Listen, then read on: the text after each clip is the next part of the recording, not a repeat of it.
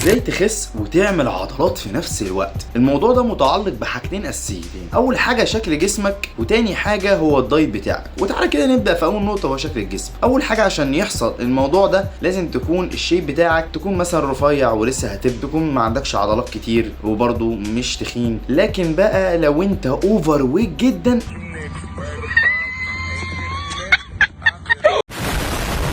لازم تعمل عجز صريح، لازم يكون الدايت بتاعك فيه عجز كبير، ما ينفعش يكون فيه عجز قليل. دي اول نقطه، ان انت تخس وتعمل عضلات في نفس الوقت. ده مش هينفع مع الشخص الاوفر ويت جدا، لا ده ينفع مع شخص مثلا رفيع شويه وعايز يبتدي يجيب ماسلز بس اللو بادي فات. مش هينفع غير مع الناس دي، اما شخص لسه بادئ جيم، ده اكتر حد ينفع مع الموضوع ده. طب ازاي نعمل بقى حاجه زي كده؟ اول حاجه بنبتدي نشوف سعرات ثباتك اللي هي النقطه الثانيه اللي هي الدايت. بعد كده هنزود على سعرات الثبات البروتين بتاعك، يليك كارب يعني المايكروز من الاخر والفات. بس الحسبه هتكون ماشيه ازاي؟ هتكون اكتر حاجه هتحطها في الدايت بتاعك البروتين، يليها الكارب اقل، يليها الفات اقل حاجه خالص. على سعرات الثبات بتاعتك احنا مش هنعمل فائض من السعرات، ولو عملت هتكون حاجات بسيطه جدا، يعني ممكن تكون 100 سعر بس، ما تعملش فائض من السعرات. انت عايز تكون على سعرات الثبات. طب ليه البروتين اعلى حاجه في الدايت بتاعنا؟ لان البروتين اول حاجه هيساعدنا ان احنا نجيب ماسلز اكتر، تاني حاجه ان البروتين عند الهضم بيستهلك سعرات حراريه اكتر، فبالتالي انا بستهلك سعرات حراريه بدون مجهود لمجرد ان انا اكلت بروتين زياده، لكن برضو ستيل في الاحتياج بتاعي. فده هيساعدني ان انا اخس وفي نفس الوقت اعمل عضلات. واسم الدايت ده اسمه بادي ريكومبوزيشن. اتمنى اكون فدتك.